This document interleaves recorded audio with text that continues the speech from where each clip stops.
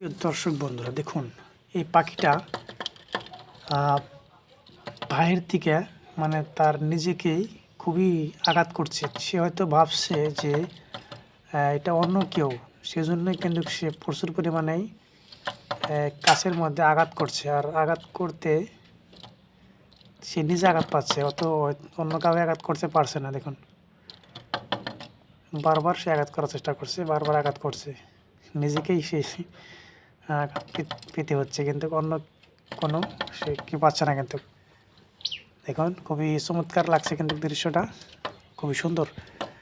সে ইচ্ছা মতোভাবেই আঘাত করছে। দেখুন হয়তো সে আমাকে বাইরে থেকে দেখতে পাচ্ছে না, সে কিন্তু দেখুন খুবই অসাধারণ দৃশ্যটা আমার খুব ভালো লাগছে, তার জন্য আমি তার ক্যামেরা বন্দি করছি।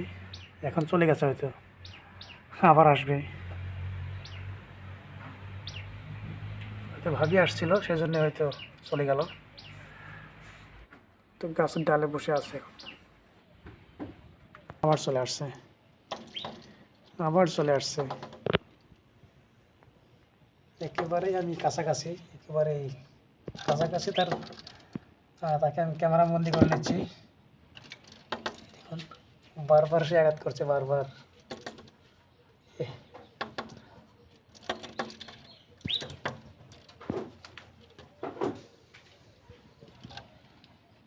একেবারেই কাছাকাছি, একেবারেই।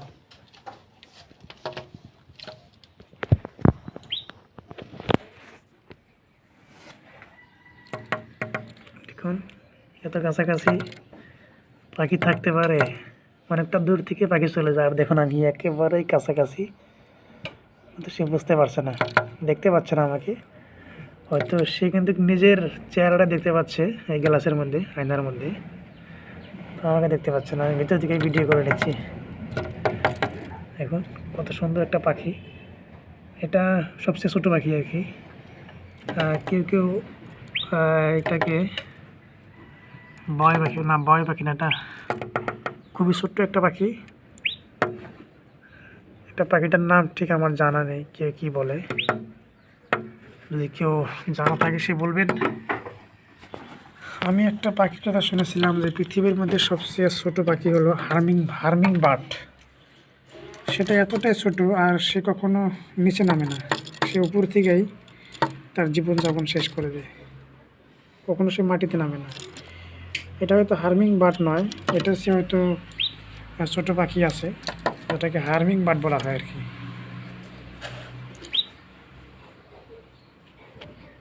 একেবারেই দেখুন কাছাকাছি, একেবারেই কাছাকাছি, কত সুন্দর লাগছে তার এই নাটকটা, খুবই সুন্দর লাগছে। চলে গেল হয়তো এই মুহূর্তে, আওয়াজ পাচ্ছে মানুষের, সেজন্য হয়তো চলে গেছে এখান থেকে। তো বন্ধুরা ভিডিওটা কেমন হলো একটু ভালো বলবেন। আর এটা কি পাখি কার কার জানা থাকলে অবশ্যই ভিডিও কমেন্ট নিচে জানিয়ে দিবেন।